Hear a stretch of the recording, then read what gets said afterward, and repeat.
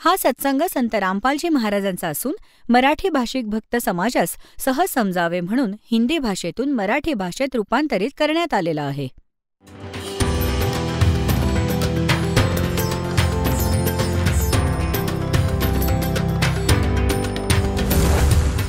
और ज्ञान सब ज्ञान डी कबीर ज्ञान सो ज्ञान और जैसे घोड़ा तोब कायम करता चले मैदान. जगद्गुरु तत्वदर्शी संत रामपालजी महाराजांचे अमृत वचन सर्व पवित्र धर्मांच्या व पवित्र शास्त्रांच्या आधारावर. सतगुरुदेव की जय. बंदी छोड़ कबीर परमेश्वर जी की जय. बंदी छोड़ गरीबदास जी महाराज जी की जय. स्वामी रामदेवानंद जी गुरु महाराज जी की जय हो.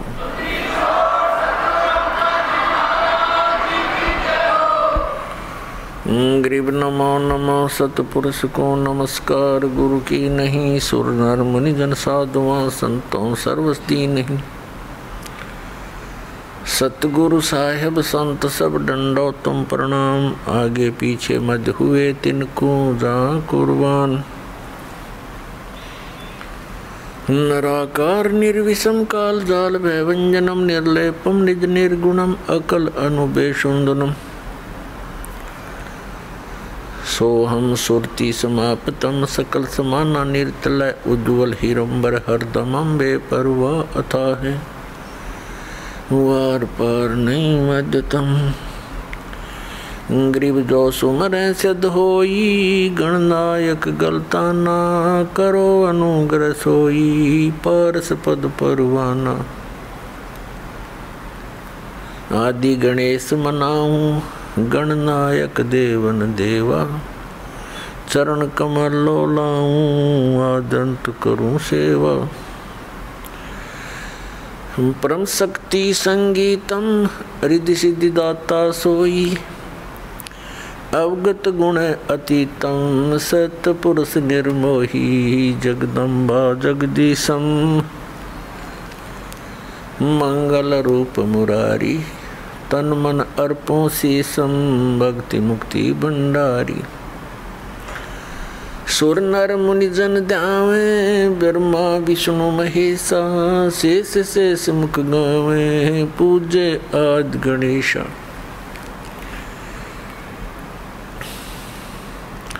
इंद्र कुबेर सरीखा वरुण धर्म राय ध्यावे.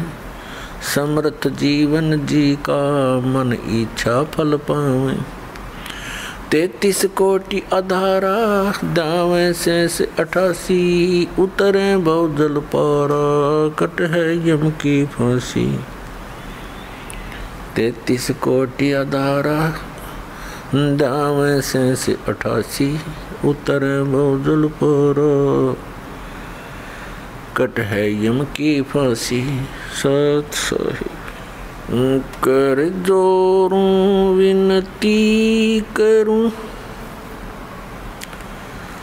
धरूं चरण पर शीसे. गुरु जी राम देवानंद जी महाराज ने दियो नाम बख्शीश. कोटि कोटि सिजदा करूं. कोटि कोटि प्रणाम. चरण कमल में राखियो मैं बंदी जाम गुलाम.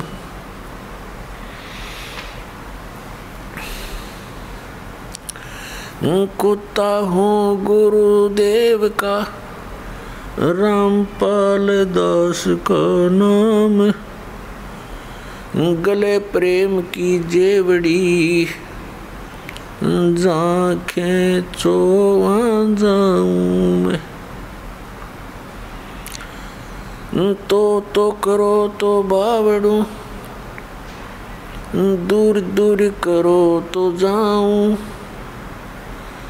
जो राखो त्यों ही रहूं.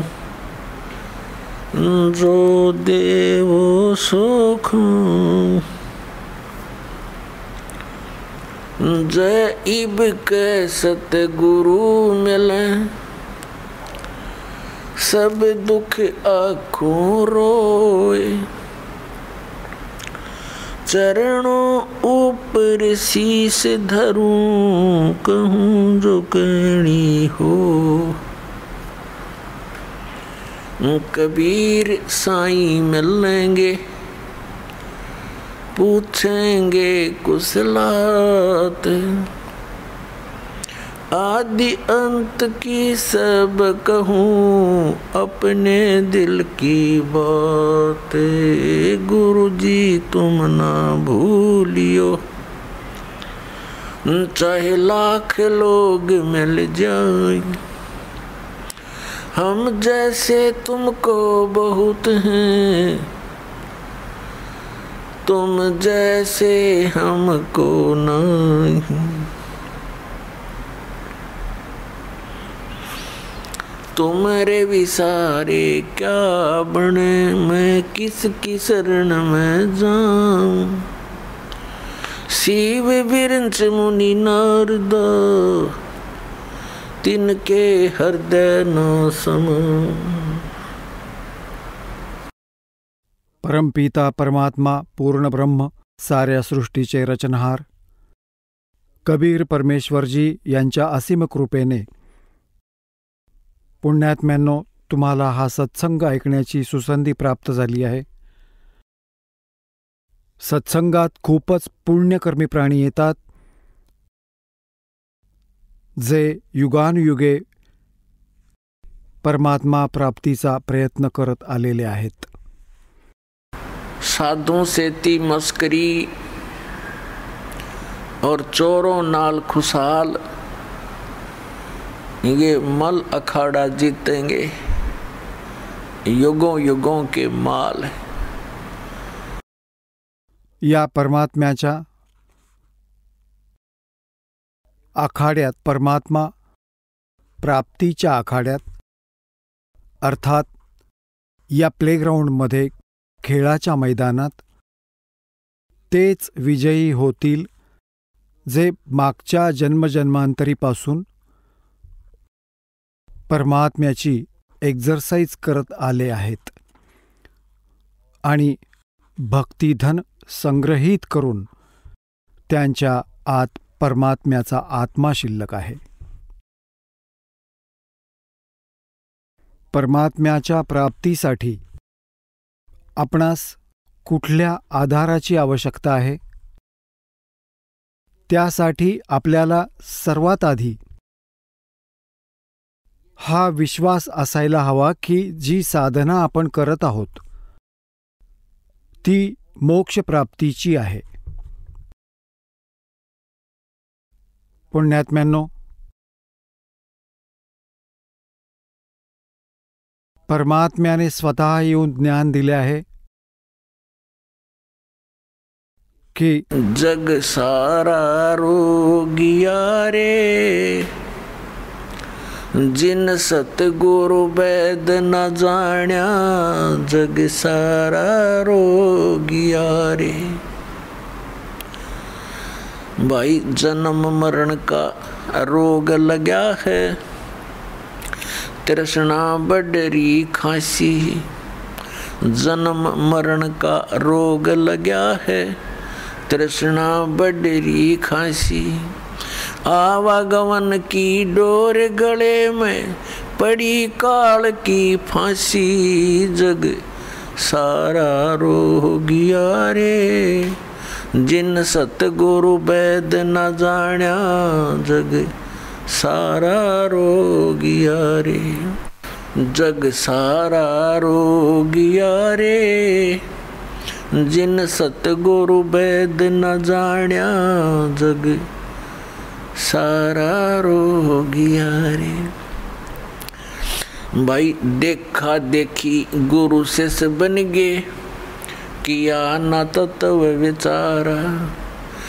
देखा देखी गुरु से बन गे, किया न तत्व विचारा. गुरु से दोनों के सिर पे यू काल ठोके पंजारा. जग सारा रोगिया रे। जिन सतगुरु वैद न जाण्या जग सारा रोगिया रे। जग सारा रोगिया रे।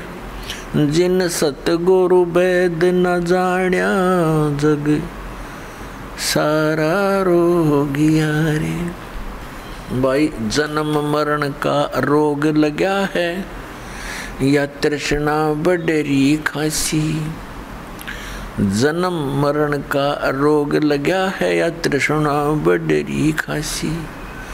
आवागमन की डोर गले में या पड़ी काल की फांसी। जग सारा रोगिया रे।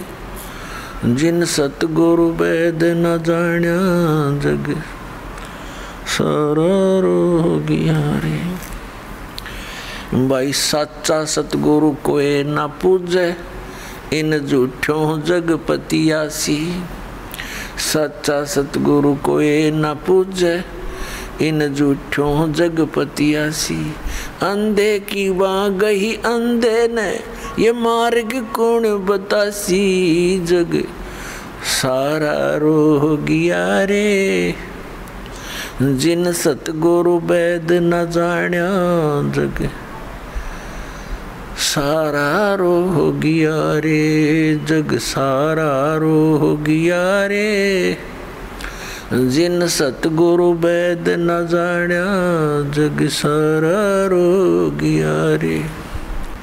भाई सार शब्द सर जीवन बूटी गैस गैस अंग लगावे। सार शब्द सर जीवन बूटी गैस गैस अंग लगावे।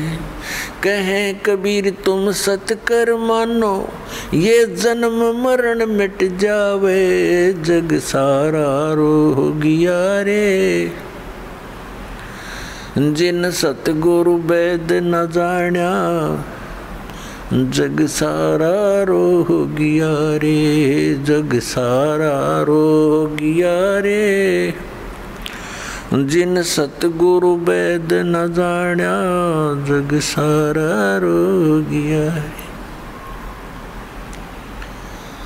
सार शब्द सर जीवन बूटी गैस गैस अंग लगावे। सार शब्द सर जीवन बूटी गैस गैस अंग लगावे। कहे कबीर तुम सत कर मानो ये जन्म मरण मिट जावे। जग सारा रोगिया रे। जिन सतगुरु वैद न जाण्या जग सारा रोगिया रे। आता परमात्म्याने म्हटलंय की हे सर्व पूर्ण विश्व रोगी आहे. कुठल्या रोगाने रोगी आहे, ग्रस्त आहे? हे जन्म आणि मृत्यूच्या रोगाने. आणि जोपर्यंत जन्म आणि मृत्यूच्या रोगाचा नाश होणार नाही तोवर आत्मा स्वस्थ होऊ शकत नाही, तोवर परमशांती मिळू शकत नाही. तर पुण्यात्म्यांनो, परमात्मा प्राप्तीसाठी आपल्याला एका विशेष विवेकाची आवश्यकता आहे. त्यात आपल्याला सर्वात आधी कुठल्या वस्तूला आधार मानावं लागेल? आपल्याला परमात्मा प्राप्त करण्यासाठी त्या साधनेला आधार मानावं लागेल जी साधना केल्यावर ज्या महापुरुषांना आपण अमर मानतो,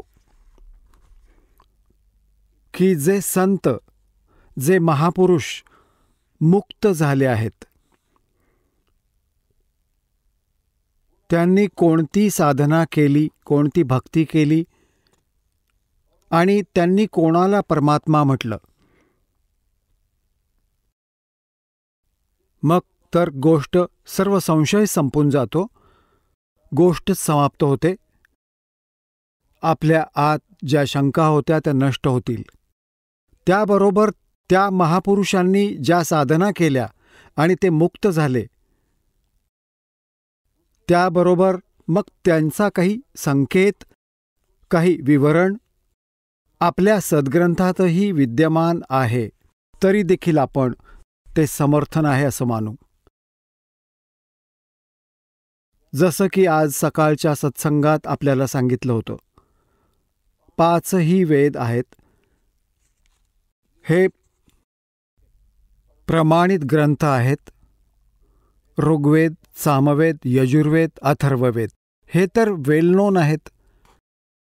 आणि 5वा जो सूक्ष्मवेद आहे तो परमेश्वराने स्वतः येऊन सांगितला आहे आपल्या मुखकमलातून. त्याविषयी श्रीमद भगवद्गीता अध्याय नंबर 4च्या श्लोक नंबर 32 प्रमाणित केला आहे. गीता ज्ञानदाता सांगतो की जसं मी आत्ता आपल्याला गीताध्याय नंबर 4च्या श्लोक 25 30 वर्णन केलं की कुणी देवतांची पूजा करतो, कुणी केवळ हवनयज्ञ करतो, कुणी केवळ अभ्यास आसनच करतो, कुणी स्वाध्याय करतो, आणि हे सगळे आपापल्या साधनेला पापनाशक समजतात, कारण की पापनाश झाल्याशिवाय भगवंत मिळणार नाही. निर्मल झाल्यावरच परमात्मा प्राप्ती होईल. तर भावार्थ असा आहे की ते सगळे अशासाठी आपापल्या साधनेला श्रेष्ठ मानून ती करत आहेत की ते त्यांना उचित मानतात, पापनाशक मानतात. मग गीता ज्ञानदाता म्हणतो 4थ्या अध्यायाच्या 32व्या श्लोकात की अशा प्रकारच्या विस्तारपूर्वक यज्ञ अर्थात धार्मिक अनुष्ठानांची माहिती ब्रह्मणे मुखे, इथे गीता अनुवादकर्त्यांनी बेईमानी करून ठेवली आहे. ब्रह्मणे मुखेचा अर्थ करून ठेवलाय वेदांची वाणी. वेदांचे ज्ञान तर तो गीता ज्ञानदाता सांगतोच आहे, आणि त्यापासून वेगळं सांगतोय की सच्चिदानंद घनब्रह्मांच्या वाणीत विस्तारानं सांगितली गेली आहे. आता श्रीमद भगवद्गीतेच्या अध्याय नंबर 17च्या 23व्या श्लोकात हा ब्रह्मणे शब्द आहे, जो 4थ्या अध्यायाच्या 32व्या श्लोकात ब्रह्मणे मुखे शब्द आहे. तिथे ब्रह्मणे शब्दच आहे. तर तिथे यांची नियत साफ होती अनुवादकर्त्यांची. यांनी तिथे ब्रह्मणेचा अर्थ केला सच्चिदानंद घनब्रह्म, जो याचा असली खरा अर्थ आहे. आणि इथे 4थ्या अध्यायाच्या 32व्या श्लोकात यांनी दांडी मारली, कारण यांना ज्ञान नव्हतं, बेईमानी करून गेले. इथं लिहिलं वेदांची वाणी. इथंही लिहायला हवं होतं सच्चिदानंद घनब्रह्म यांच्या वाणीत. आपल्याला दाखवतो श्रीमद भगवद्गीता पदच्छेद अन्वय साधारण भाषा टीकासहित. हे गीता प्रेस गोरखपूर इथून प्रकाशित आहे. जयदयाल गोयंदका याचे अनुवादक आहेत. हा अध्याय नंबर 4 आहे श्रीमद भगवद्गीतेचा. हे 25 काय म्हटलंय, दुसऱ्या योगीजन देवतांच्या पूजनरूप यज्ञाचा म्हणजे धार्मिक अनुष्ठानांचं व्यवस्थित अनुष्ठान करत असतात. पर्युपासते म्हणजे पूजा करतात, हे उपासते म्हणजे पूजा करतात. आणि अन्य ब्रह्मग्नौ, अग्नौ म्हणजे ब्रह्म, परब्रह्म नाही, या काळाच्या साधनेपर्यंत सीमित आहे. आत्मरूप यज्ञाचे हवन करतात. आणि 26 अन्य श्रोत्रादी समस्त इंद्रियांना संयमरूप अग्नीमध्ये हवन करत असतात. म्हणजे काही आपले कान आदीवर संयम ठेवून या क्रिया करत राहतात. दुसरे योगीजन शब्द आदी, शब्द स्पर्श स्वरूप रसगंध या सर्व विषयांना इंद्रियरूप अग्नीमध्ये हवन करत असतात, आपल्या संयम साधनेत असतात. दुसरे योगीजन इंद्रियांच्या संपूर्ण क्रियांना आणि प्राणांच्या समस्त क्रियांना, श्वासांच्या, प्राण म्हणजे श्वासाच्या, ज्ञानाने प्रकाशित आत्मसंयमरूप योगरूप अग्नीत हवन करतात. हवन म्हणजे साधना करतात. आणि बरेच पुरुष द्रव्यसंबंधी यज्ञ करणारे आहेत. म्हणजे द्रव्यसंबंधी म्हणजे धनाने होणारा. जसं कुठे भंडारा केला, कुठे कांबळं वाटली,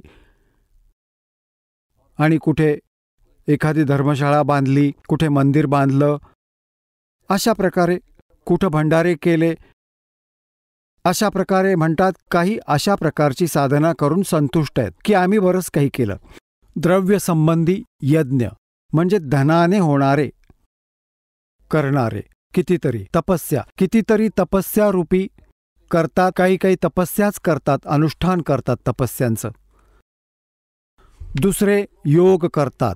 योगाभ्यास म्हणजे श्वास, पोट फिरवलं असं, पाय खाली डोकं वर केलं, अशा प्रकारच्या क्रियांनीच ते स्वतःला संतुष्ट मानतात.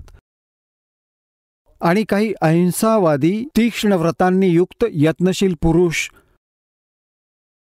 काही असे की मुखावर पट्टी बांधून आणि अनवाणी चालतात, त्यांना अहिंसावादी तीक्ष्ण व्रत म्हणतात. काही अशा क्रिया ते करतात. आणि काही स्वाध्यायरूप ज्ञानयज्ञ करणारे आहेत, जसं की गीताजीचा पाठ केला किंवा काही मंत्र, वेदांचे मंत्र पाठ केले, अशा तऱ्हेचा स्वाध्याय म्हणतात.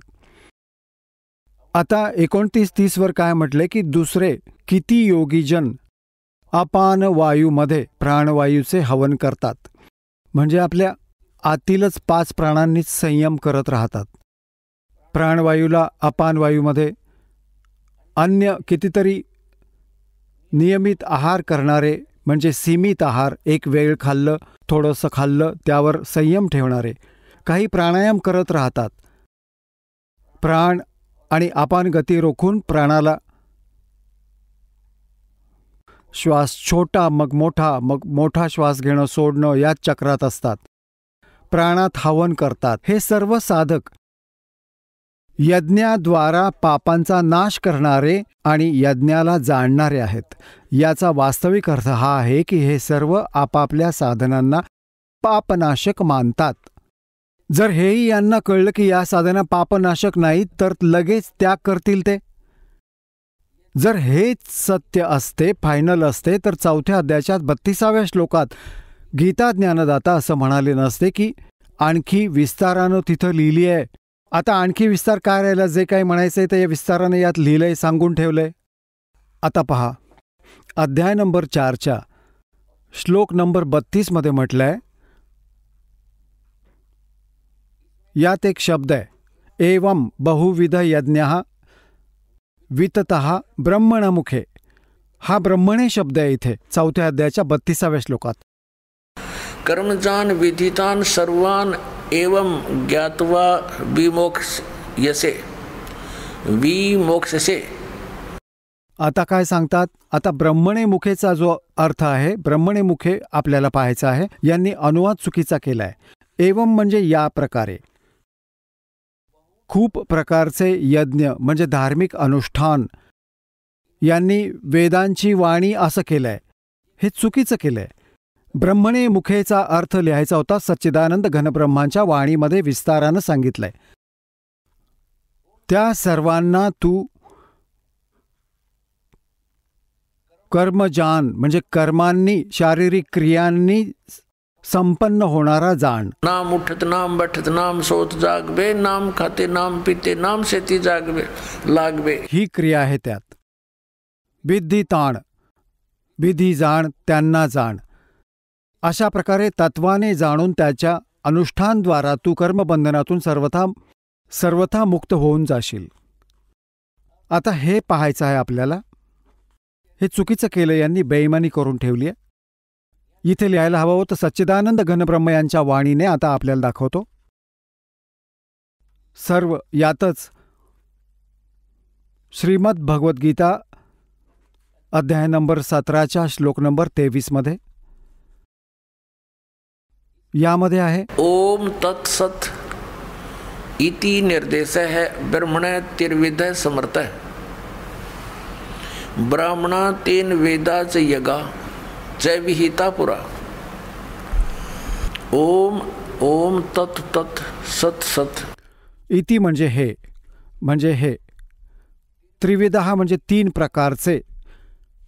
ब्रह्मणे मुखे, ब्रह्मणे सच्चिदानंद घन ब्रह्मचे. ब्रह्मणे म्हणजे सच्चिदानंद घन ब्रह्म.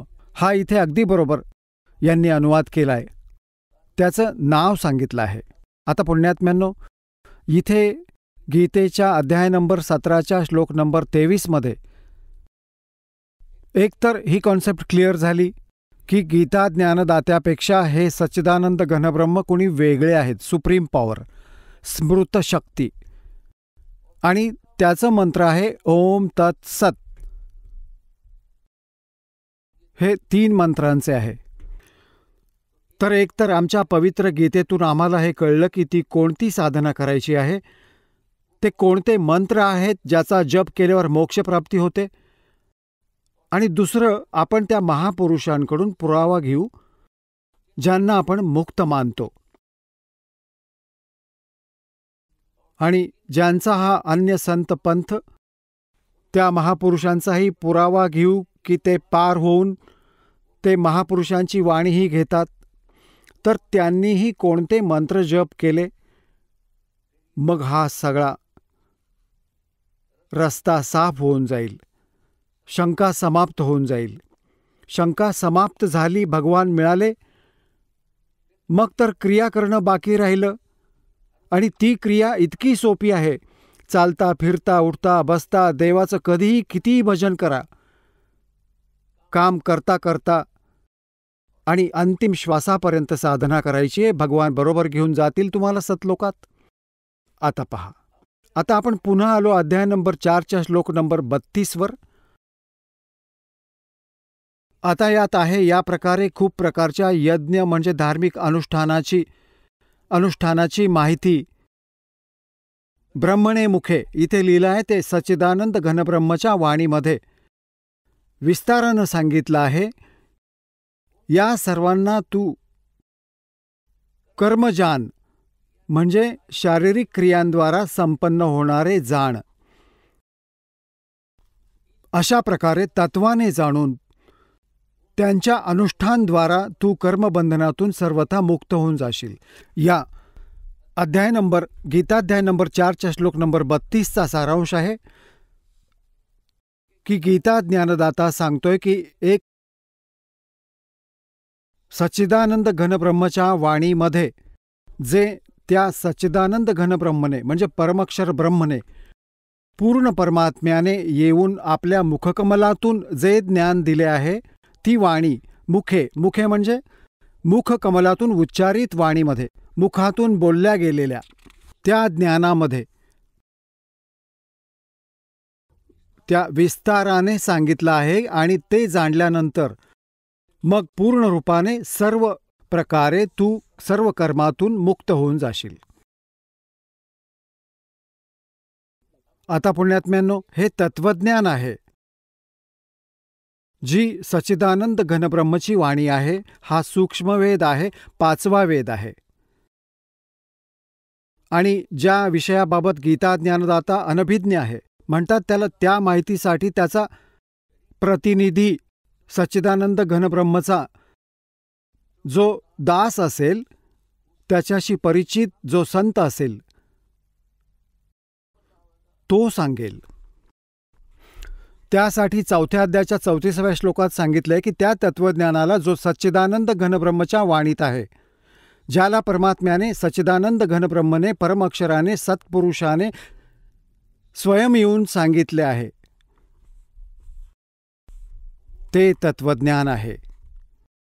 त्या ज्ञानाला तू तत्वदर्शी संतांकडे जाऊन समजून घे. हे पहा 4थ्या अध्यायातील 34वा श्लोक.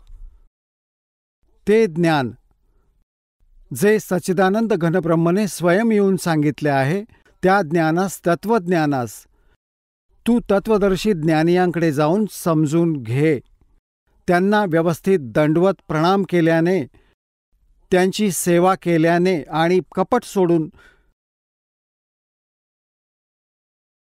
सरळतापूर्वक प्रश्न केल्याने ते परमात्मतत्वास व्यवस्थित जाणणारे ज्ञानी महात्मा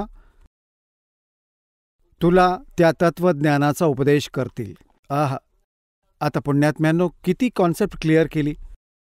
गीता ज्ञानदाता आपल्यापेक्षा अन्य काही परमअक्षर ब्रह्मच्या विषयाबाबत सांगत आहे की तो सच्चिदानंद घनब्रह्म येऊन आपल्या मुखकमलातून ज्ञान देत आहे आणि ते तत्वज्ञान आहे. त्या तत्वज्ञानास तू तत्वदर्शी संतांकडे जाऊन समजून घे. त्यांना दंडवत प्रणाम केल्याने, विनम्र भावाने प्रसन्न केल्याने ते तत्वदर्शी संत ज्ञानी महात्मा तुला त्या तत्वज्ञानाचा उपदेश करतील. यावरून सिद्ध होतं की गीता ज्ञानदाता या ज्ञानाच्या विषयाबाबत नाही जाणत, नाहीतर या विषयावर लिहिण्या बोलण्याची आवश्यकताच नव्हती. हे म्हणालं असतं की पुढच्या अध्यायात लिहून ठेवेन, वाचून घे, एवढीशी गोष्ट होती. हे नाही जाणत. याने त्या ज्ञानाला 5व्या वेदाला नष्ट केलं होतं आणि त्याला प्रदान करण्यासाठी परमात्मा स्वतः येतात. आता पुण्यात्म्यांनो, इथं आणखी एक कॉन्सेप्ट क्लिअर करूया. गीता ज्ञानदाता म्हणतो, आता त्याची ओळखही सांगतो की तो तत्वदर्शी संत कसा असेल. श्रीमद भगवद्गीतेच्या अध्याय नंबर 15च्या श्लोक नंबर 1 मध्ये तत्वदर्शी संताची ओळख सांगितली आहे. काय म्हटलंय की हा एक संसाररूपी उलटा लटकलेला वृक्ष समजा, पूर्ण विश्व, सर्व ब्रह्मांडांसमवेत, आणि ज्याची मुळं वर आहेत आणि खाली तिन्ही गुणरूपी शाखा आहेत. श्रीमद भगवद्गीतेच्या अध्याय नंबर 15च्या श्लोक नंबर 1 पासून 4 पर्यंत हे स्पष्ट केलं आहे. या उलट्या लटकलेल्या संसाररूपी वृक्षाची माहिती दिली आहे. आता तुम्हाला हा उलटा लटकलेला संसाररूपी वृक्ष दाखवू, मग सहजच दास ज्या सद्ग्रंथांची ओळख करून देणार आहे तुम्हाला, ते सहज समजून येईल. बघा, हा समजा एक संसाररूपी वृक्ष आहे पूर्ण.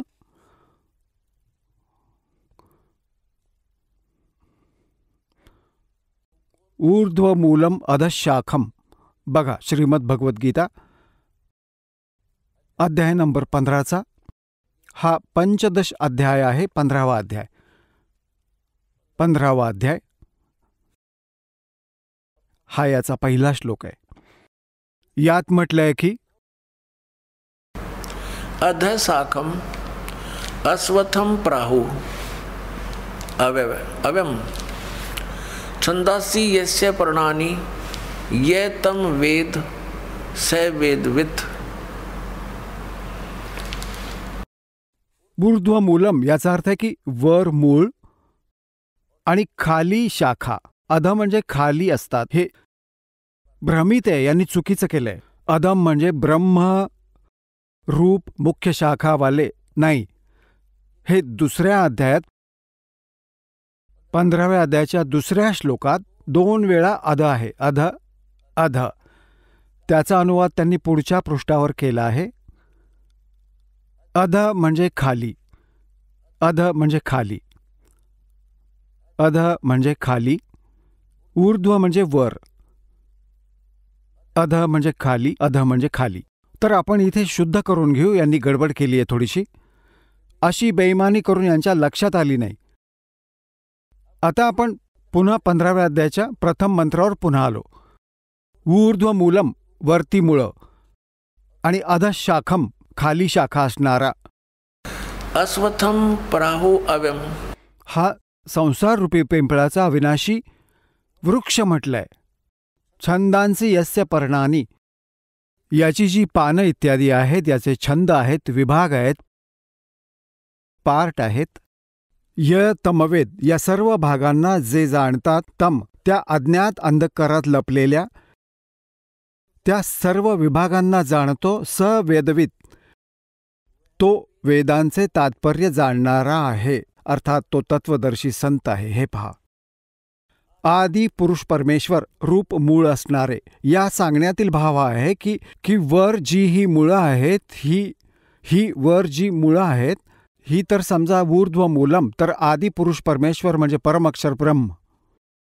हे जे आहे सच्चिदानंद घनब्रह्म हे मूळ समजा, आणि हे खोड अक्षरपुरुष परमअक्षर पुरुष हे खोड अक्षरपुरुष. हे पहा, हे पूर्ण ब्रह्म म्हणा, परमेश्वर म्हणा, परमअक्षर ब्रह्म म्हणा किंवा सच्चिदानंद घनब्रह्म म्हणा, ही मुळं आहेत, जसं की फक्त मूळ. आणि मग त्याच्या बाहेर जे जमिनीच्या बाहेर दिसून येतं त्याला झाड म्हणतात.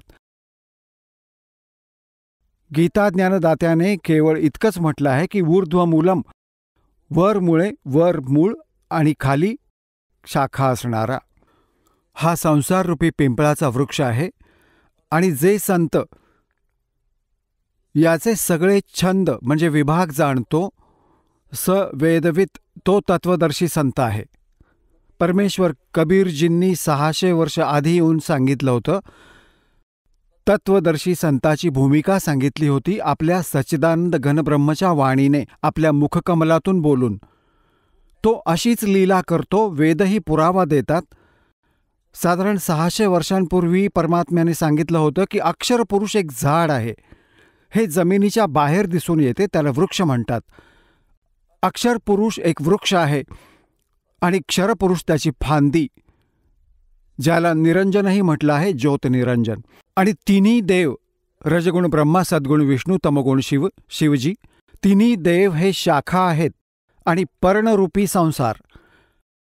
आता गीता ज्ञानदाता म्हणतो की या ज्या संसाररूपी वृक्षाच्या, जी वर मुळे आणि खाली शाखा असणारा उलटा लटकलेला संसाररूपी वृक्ष आहे, जो याचे सगळे छंद म्हणजे सगळ्या विभागांना सांगेल, तो तत्वदर्शी संत आहे. तो वेदाचे तात्पर्य जाणणारा आहे. आता पहा, परमात्म्याने 600 वर्षांपूर्वी सांगितलं होतं की अक्षरपुरुष एक झाड आहे, ज्योत निरंजन म्हणजे क्षरपुरुष त्याची फांदी आणि तिन्ही देव त्याच्या शाखा आहेत, हा पर्णरूपी संसार. आता पहा, परमात्म्याने सांगितलं, कबीर, अक्षरपुरुष एक झाड आहे, निरंजन याच्या फांद्या, यांना क्षरपुरुषही म्हणतात, ज्योत निरंजन. आणि तिन्ही देव, रजगुण ब्रह्मा, सद्गुण विष्णू, तमगुण शिवजी रूपी शाखा आहेत, हा पातरूपी संसार. हे पहा, हे कारण हे जमिनीतून, हे परोक्ष आहे, पूर्ण परमात्म्याचे, गुप्त आहे. जमिनीत जशी मुळे परोक्ष असतात, जमिनीत जसं मूळ परोक्ष असतं, आता हे खोड अक्षरपुरुष आहे. अक्षरपुरुष एक झाड आहे आणि क्षरपुरुष त्याची फांदी, ही जाड फांदी. क्षरपुरुष म्हणा, ज्योतनिरंजन म्हणा, कालब्रह्म म्हणा, आणि तिन्ही देव, रजगुण ब्रह्मा, सद्गुण विष्णू, तमगुण शिवजी, या शाखा आहेत आणि पर्णरूपी संसार. तर सच्चिदानंद घनब्रह्म यांच्या वाणीत हे कंप्लीट ज्ञान लिहिलेलं आहे. गीताजीमधल्या अध्याय नंबर 4 मधील श्लोक नंबर 32चा हा निष्कर्ष आहे की ते सच्चिदानंद घनब्रह्मच्या वाणीत सत्साधना म्हणजे धार्मिक अनुष्ठानांची माहिती बऱ्याच विस्तारानं आणि यथार्थतेनं दिलेली आहे. त्यांना विचारा. आणि तत्वदर्शी संतांची ही ओळख सांगितली आहे की तत्वदर्शी संत सांगतील तो कसा असेल, तो जो संसाररूपी वृक्षाचे सर्व भाग सांगेल, सवेदवित, तो वेदांचे तात्पर्य जाणणारा आहे, अर्थात तो तत्वदर्शी संत आहे. बघा, आता इथे वाचतोय, यांची वाणी वाचूया. आदि पुरुष परमेश्वर रूप मूळ असणारे, अधशाखम खाली शाखा, हा चुकीचा अनुवाद आहे, बेईमानी करून ठेवली आहे. आणि संसाररूपी पिंपळाच्या वृक्षाला अविनाशी म्हणतात. वेद ज्याची पानं म्हटली आहेत, छंदांचा अर्थ वेद केलाय. आणि त्या संसाररूप वृक्षाला जो पुरुष मुळासहित, मुळापासून आणि पानांपर्यंत, हे समजा, मुळासहित तत्वाने जाणतो, सवेदवित, सवेदवित, तो वेदांचे तात्पर्य जाणणारा आहे. तो तत्वदर्शी संत आहे, तो वास्तविक ज्ञानी तत्वदर्शी संत आहे. आता इथून आणखी पुढे जाऊया. जसं या पुस्तकात पुढे पहा, अध्याय नंबर 15च्या श्लोक नंबर आता 1 आपण वाचला, दुसरा पहा. यात लिहिलंय की त्या संसाररूपी वृक्षाच्या तिन्ही गुणरूप, तिन्ही गुणरूप या शाखा आहेत. विषय प्रवालहा या शाखा आहेत. बस इतकंच लिहायचं होतं. खाली आणि वर पसरलेलं, सर्वत्र नाही, कारण पृथ्वी लोकावर हे ज्ञान सांगितलं जात होतं आणि श्री ब्रह्मा, श्री विष्णू, श्री रजगुण ब्रह्मा, श्री सद्गुण विष्णू, श्री तमगुण शिवजी यांची जी पोच आहे, रीच आहे, त्यांची जी पोच आहे, जे त्यांचं प्रभुत्व आहे त्यांचं, ती केवळ या 3 लोकांवर आहे. पृथ्वीलोक, खाली एक पाताळलोक आणि वर स्वर्गलोक. या 3 लोकांवर यांचं प्रभुत्व आहे, इथवर त्यांची पोच आहे. ते एकेका विभागाचे मंत्री आहेत आणि पृथ्वी लोकात हे ज्ञान सांगितलं जात आहे. वर आणि खाली म्हणजे स्वर्ग आणि खाली पाताळापर्यंत यांची कीर्ती आहे. रजगुण ब्रह्मा, सद्गुण विष्णू आणि तमगुण शिवजी यांची. बघा, श्रीमद भगवद्गीता अध्याय नंबर 15चा आपण श्लोक नंबर 2 वाचत आहोत.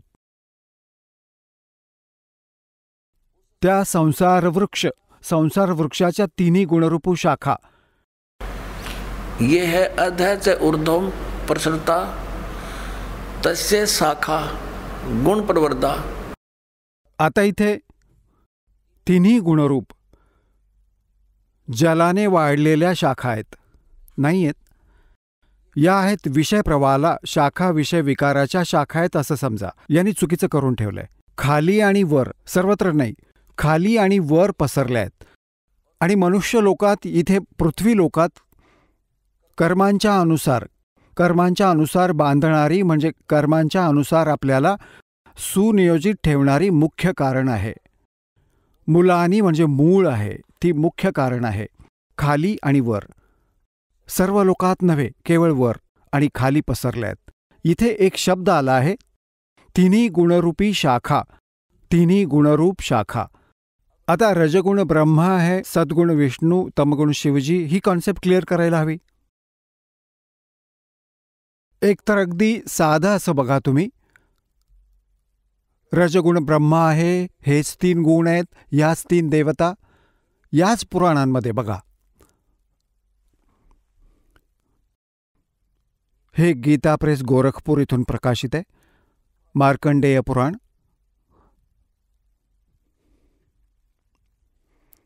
हे तेच मार्कंडेय पुराण आहे, सचित्र जाड टाईप. आता हे कुठे छापलंय इथे बघू. प्रकाशक आणि मुद्रक आहेत गीता प्रेस गोरखपूर, गोविंद भवन कार्यालय, कोलकाताचा संस्थान. हे यांचे फॅक्स आणि फोन नंबर आहेत. याच्या 123 नंबरवर तुम्हाला दाखवतो. संक्षिप्त मार्कंडेय पुराण 122 पृष्ठापासून सुरू करू. हे मार्कंडेयजी बोलत आहेत. मार्कंडेयजी आपलं ज्ञान सांगत आहेत आणि ते समोर येतात. इथे रजगुण प्रधान ब्रह्मा, तमगुण प्रधान रुद्र आणि सत्व प्रधान श्री विश्वपालक विष्णू आहे. ह्याच 3 देवता आहेत आणि हेच 3 गुण आहेत. ह्याच 3 देवता आहेत, रजगुण ब्रह्मा, सद्गुण विष्णू, तमगुण शिवजी. आणि याच 3 देवता म्हणा किंवा हे 3 गुण म्हणा. झाली कॉन्सेप्ट क्लिअर?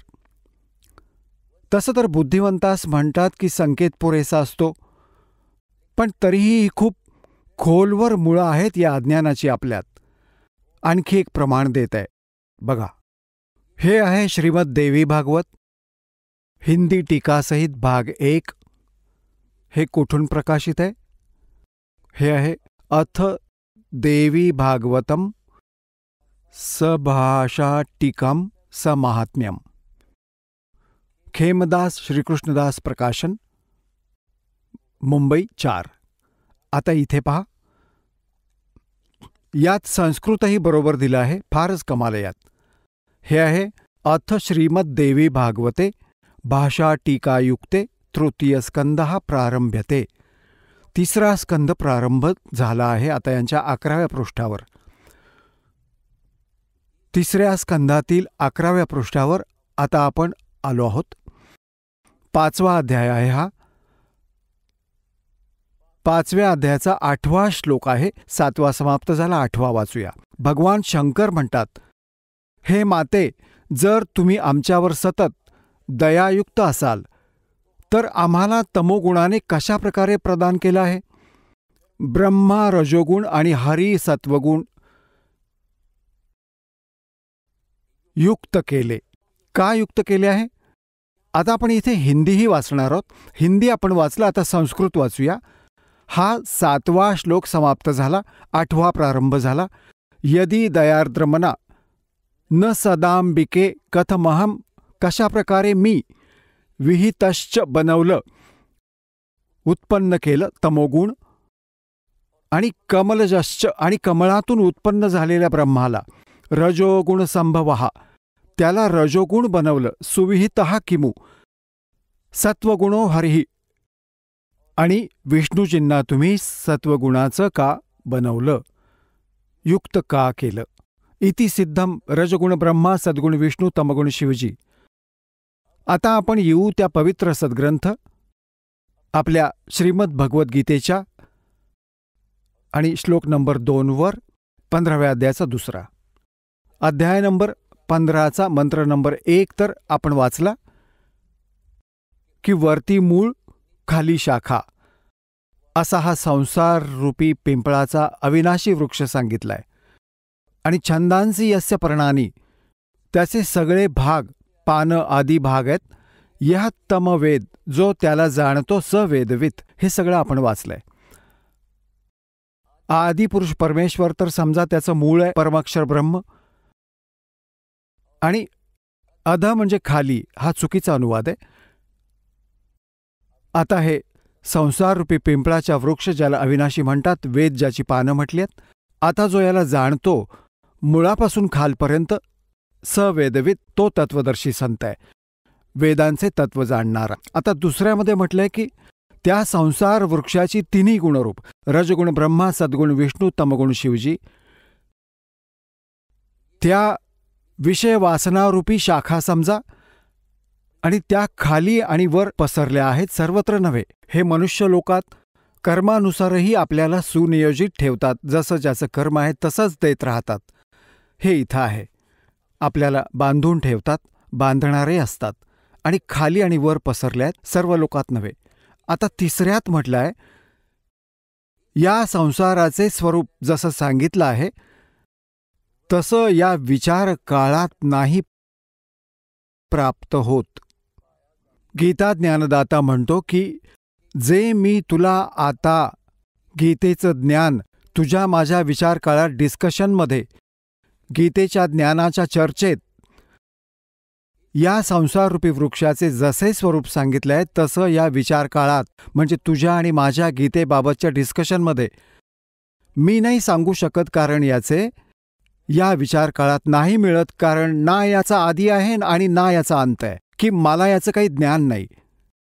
तथा न आता याची चांगल्या प्रकारे स्थिती आहे. म्हणून या सुविरूढ मूलम यांनी अनुवाद चुकीचा केलाय. अतिदृढ मूळ असलेले हे ठीक आहे, इथं पुरेसे आहे. अतिदृढ मूळ असलेले म्हणजे वर जे मूळ आहे ते तर आहे अमरस्थळ, अमरस्थान परमात्म्याचं. जसं वरचं जे मूळ समजा जिथून सर्व संसाराची उत्पत्ती झालेली आहे, जसं मुळातून झाड उगवतं, बनतं, रोप बनतं, तर ते आधी वरचे जे लोक आहेत, सतलोक, अलखलोक, अगम आणि अकेय लोक, ते तर सुविरूढ आहे म्हणजे दृढ आहे, ते तर अविनाशी स्थान आहे. आणि तिथूनच बाकी संसाररूपी वृक्षाची प्रवृत्ती विस्तार प्राप्त झालेला आहे, म्हणजे तिथूनच सर्वांची रचना झाली आहे. ते तर अविनाशी आहे. सुविरूढ मूलम संसाररूपी वृक्षाचे जे मूळ आहे ती तर समजा दृढ आहे, अविनाशी आहे. हे पहा, वरती मूळ आणि खाली तिन्ही गुणरूपी शाखा हा संसाररूपी वृक्ष आहे. तर ऊर्ध्व मूलम वरचे जे मूळ आहे ते तर अविनाशी आहे. आता 15व्या अध्यायातील आपण आता 3रा श्लोक वाचत आहोत. सुविरूढ मूलम म्हणजे अतिदृढ मूळ असणारे वरील स्थान जे पक्के अविनाशी आहे, त्या संसाररूपी पिंपळ वृक्षाला दृढेन म्हणजे दृढ असंग शस्त्रेणचा अर्थ तत्वरूपी किंवा तत्वज्ञान रूपी शस्त्राद्वारा कापून यांनी वैराग्यरूप शस्त्र केलंय याचं, कारण की तत्वज्ञानाविषयी चाललं आहे. तत्वज्ञानरूपी शस्त्राने कापून, अर्थात ते चांगल्या तऱ्हेने त्या तत्वदर्शी संताकडून तत्वज्ञान प्राप्त करून आणि याला चांगल्या प्रकारे समजून घेऊन त्या पश्चात त्या परमेश्वराच्या त्या परमपदाचा शोध घेतला पाहिजे. हे पहा 15व्या अध्यायाच्या 4थ्या श्लोकात. 3रा आपण वाचला. आता 4थ्यावर पुढे इथे याचा अनुवाद आहे 4थ्याचा. त्या पश्चात म्हणजे तत्वदर्शी संतांकडून प्राप्त ज्ञानाच्या आधारे, त्या तत्वज्ञानाच्या आधारे त्या पश्चात त्या परमपद परमेश्वराचा व्यवस्थित शोध घ्यायला हवा. ज्यात गेलेले साधक म्हणजे पुन्हा फिरून संसारात येत नाहीत आणि ज्या परमेश्वरापासून या पुरातन म्हणजे जुन्या संसाररूपी वृक्षाची प्रवृत्ती विस्तार पावली आहे, म्हणजे ज्या परमात्म्याने सर्व ब्रह्मांडांची रचना केली आहे त्याच आदिपुरुष नारायणाला, परमअक्षर ब्रह्मला, सच्चिदानंद घनब्रह्मला मी शरण आहे.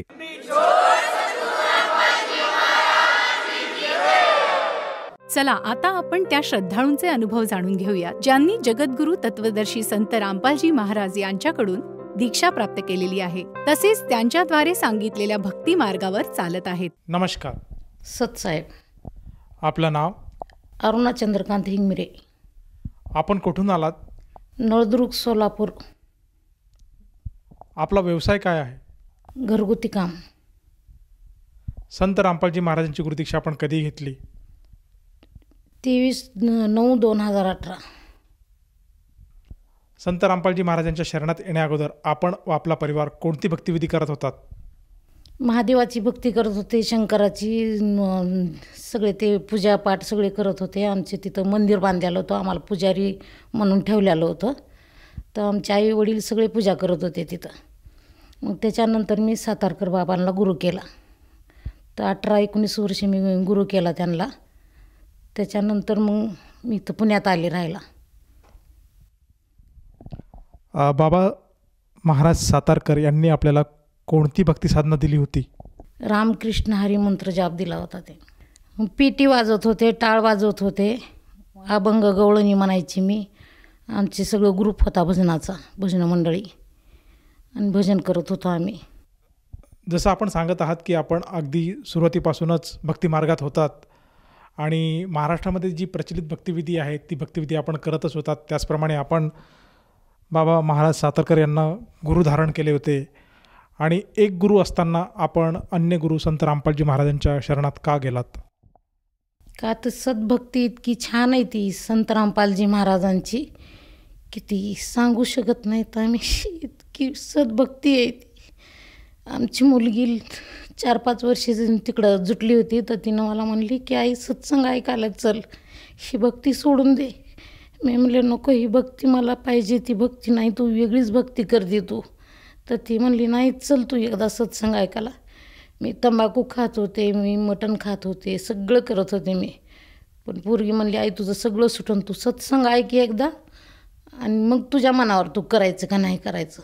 मग मी घरी सत्संग ऐकले, तिच्या संग सत्संगला गेली. ती सत्संगला जाण्याच्या आधीच माझी तंबाखू सुटली, सगळं सुटलं आणि मला संत रामपाल महाराजांची भक्ती भेटली.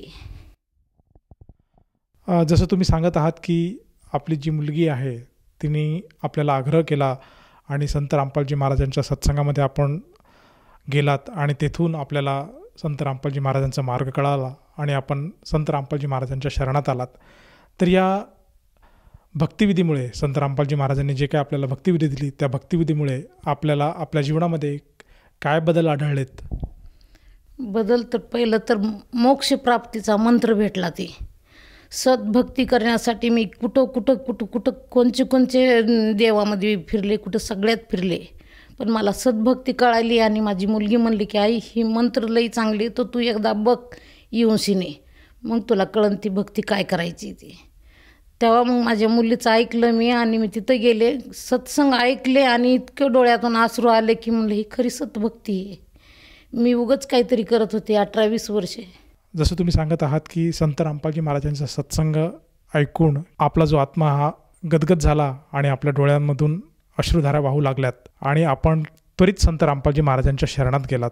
तर मला असं विचारायचं आहे की आपण जेव्हा संत रामपालजी महाराजांकडनं गुरुदीक्षा घेतली त्यानंतर आपल्याला काही लाभ प्राप्त झाला का?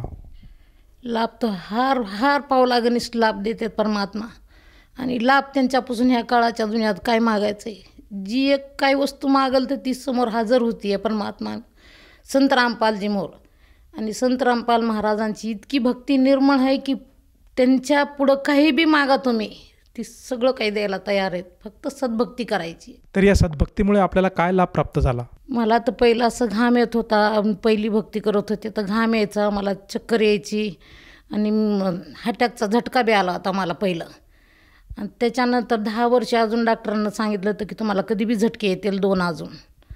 पण मी भक्ती करत होते, पण मी सारखी म्हणायची की परमेश्वरा मला तुम्हीच पाहिजेत. पण मला असं नाही वाटायचं की ही परमात्मा कोण आहेत, ही संत रामपालजी महाराज कोण आहेत ती. ज्या वक्ताला मी सोलापूर सोडून इकडं आले पुण्याला की त्या वक्ताला मग सगळीकडं असं कळायलं की ही भक्ती छान आहे, ही भक्ती करावे आणि ह्या भक्तीपासून लाभ भेटतं आहे. आणि भक्ती इतकी निर्मळ आहे की अंतकरणाला ठसायची भक्ती आहे. जसं तुम्ही सांगत आहात की संत रामपालजी महाराजांच्या सद्भक्तीमुळे आपल्याला कुठल्याही गोष्टीची कमी आज पडत नाही आहे आणि आपण अगदी आनंदी आणि सुखी असं भक्तिविधी करत आहात. तर आपण आपल्या अनुभवातून आपल्यासारखे जे काही आपले आप्तेष्ट आहेत, नातलग आहेत, ज्या काही सखी आहेत, जे काही श्रद्धाळू आज सत्संगाच्या माध्यमातून आपल्याला बघत आहेत, तर त्या सर्वांना उद्देशून आपण काय संदेश द्याल? संत रामपाल महाराजांची भक्ती इतकी मोक्षप्राप्तीची भक्ती आहे की आम्हाला वाटतं की सगळ्यांनी यावं आणि संत रामपाल महाराजांचे दीक्षा प्राप्त करावं. हर एक चॅनलवर त्यांचे सत्संग आहेत, हर एक चॅनलवर त्यांचे नंबर आहेत, ते नंबर ग्रहण करावं आणि त्यांनी संत रामपाल महाराजांच्या शरणात यावं. जर आज साधकाला आपलं हे मुलाखत आवडली असेल आणि त्यांना जर खरंच पटलं असेल की आपण सुद्धा संत रामपालजी महाराजांच्या सद्भक्तीत यावे, तर तो साधक संत रामपालजी महाराजांची नामदीक्षा कशी घेऊ शकेल? प्रत्येक चॅनलवर सत्संग येतो, प्रत्येक चॅनलवर नंबर आहे त्यांचा, ते नंबर घ्यावा त्यांनी आणि परमात्मा संत रामपालजी महाराजाला त्यांनी कॉन्टॅक्ट करून नंबर घेऊन हे करावं. जसं तुम्ही सांगत आहात की आज आपल्या TV चॅनलच्या माध्यमातून जे काही नंबर आज खाली फ्लॅश होत आहेत त्या नंबरवर जर साधकाने संपर्क साधला तर त्याला जवळच्या नामदान केंद्राची माहिती मिळेल आणि तेथे जाऊन तो साधक संत रामपालजी महाराजांची गुरुदीक्षा घेऊ शकेल. मला असं विचारायचं आहे की या गुरुदीक्षेसाठी आपल्याला किंवा अन्य साधकाला किती पैसे मोजावे लागलेत किंवा लागतात? 1 रुपया सध्या द्यायचा नाही. परमात्माला इतका माझा बाप, इतके माझे प्रभू, इतके माझे संत रामपालजी महाराज आहेत की ती सगळ्यांचं कल्याण करण्यासाठी 1 रुपया सध्या घेत नाहीत. त्यांनी मोक्ष मंत्र असे फुकट देतात की प्रत्येक महाराजाकडे गेल्यावर त्यांना काही ना काही करावं लागतंय. पण ह्या महाराजापाशी 1 रुपया सध्या खर्च करायची गरज नाही. धन्यवाद सतसाहेब.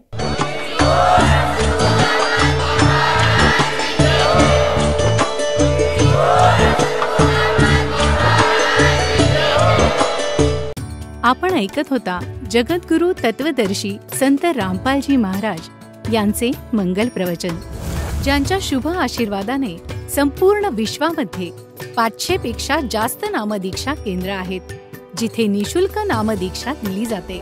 निशुल्क नामदीक्षा प्राप्त करण्यासाठी आणि अधिक माहितीसाठी संपर्क करा 7030303951 7030303952.